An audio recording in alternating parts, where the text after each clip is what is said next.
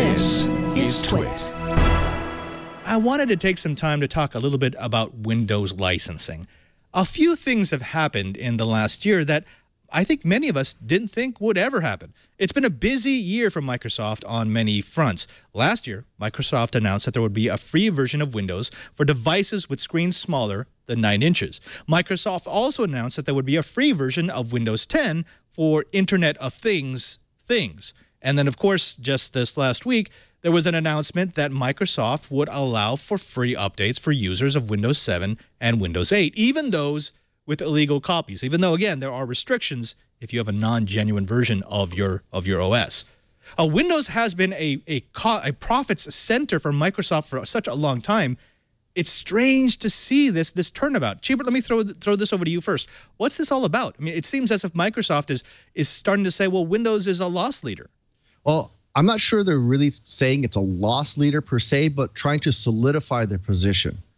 Unless Microsoft has the bulk of the desktops, slowly but surely, I'm pretty sure things like Linux and Mac OS X and various other flavors are going to start gaining ground. We're certainly seeing Chrome, Google's Chrome, get a lot of ground.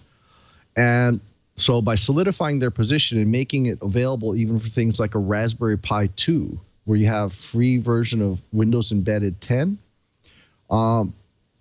Microsoft really and truly wants to be the owner of the Internet of Things, and part of owning the Internet of Things is making sure you own the desktop. All right.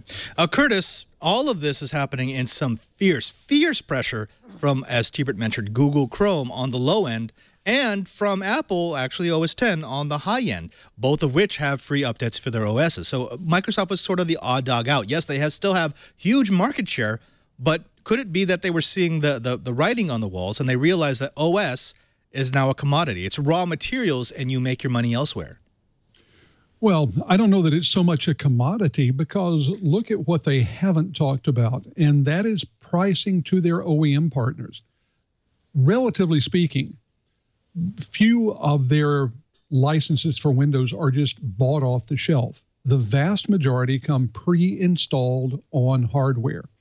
And those are going to continue to drive revenue from those OEM partners. Now, they are, in fact, giving up some revenue from the people who are updating. But I think that they are looking at the reduced maintenance and support costs of having everyone on a Windows 10 platform. And they're also drawing some lessons from the gaming community. I mean, let's think about the whole freemium model.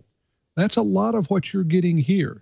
They'll give you the update to the operating system, give you the ability to get on this latest version of the OS, because that makes it much more likely that you're going to then go ahead and give them money for a license or a subscription to their office productivity software, to some of their back-end services, to their cloud services, and all the other things that still cost money.